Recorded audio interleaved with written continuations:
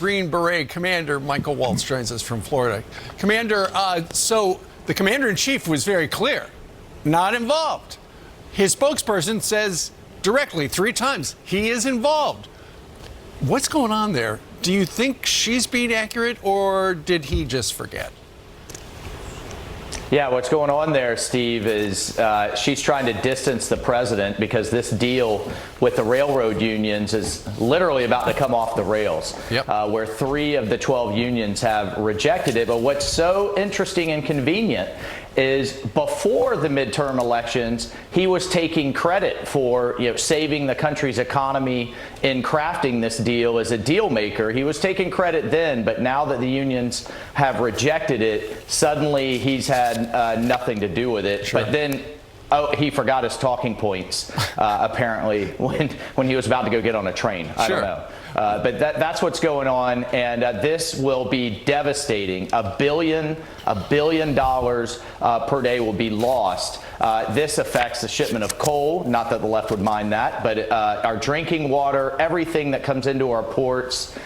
We can't function without our great railroad workers, and they need to get this back on track. On track, literally. They're estimating that a rail strike could cost the economy $160 billion, or 1% of our GDP. And you're absolutely right. Before the midterms, he was very clear. Don't worry about this. I got this handled. But one of the problems, and you know this, Commander, is as soon as a strike is announced, if it is, the price of gas is going to go through the roof because we transport so much via rail because he pulled the plug on the Keystone Pipeline, and other pipelines are in peril. Yeah, that's right. And then you add to that, Steve, the cost of diesel is through the roof as well. The average trucker used to spend $300-400 to fill up his rig. Now he spends over $1,000. And this will be a 1-2 shot to an already struggling economy. Again, we'll see what they get done. And by the way, Steve, where's Buttigieg on this? Our vaunted Secretary of Transportation that should be fixing this problem. Remember, we had the ports problem just last year. So they're finding ways to continue to hurt our economy.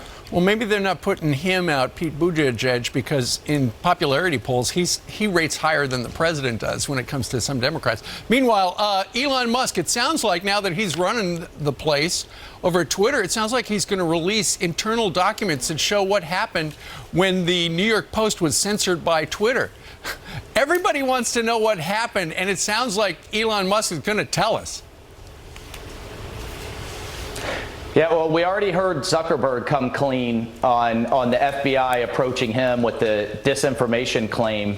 Elon's right in the sense that this is another blow to public institutions, another blow to trust with the American people. And what had me so upset about that entire episode were the national security officials. I mean, people see former heads of the CIA, former heads of the Director of National Intelligence, the highest clearances in the land, tell the country it's Russian disinformation and therefore deserving of censorship. And now that erodes trust. The next time we say, hey, China's about to invade Taiwan, trust us, trust the intelligence, nobody's going to. So I'm looking forward to Elon trying to bring some transparency and trust back to our system. Absolutely.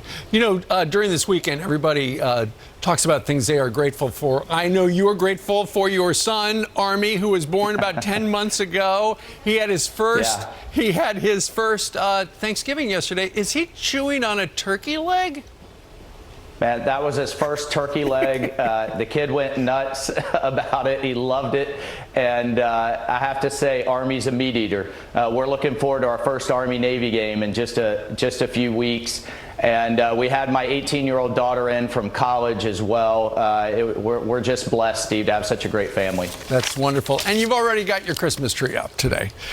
Congressman, thank you very much for joining us live today. I can't take credit for that one, Steve. I can't take credit. That's the women driving that train. Well, it's beautifully decorated, and it looked like it was in a good spot. So, happy holidays to you, sir. Hey, thanks, Steve. God bless. God bless you. All right. Michael Waltz. Carly. What a cute picture that was. Right? Little boy with the turkey leg.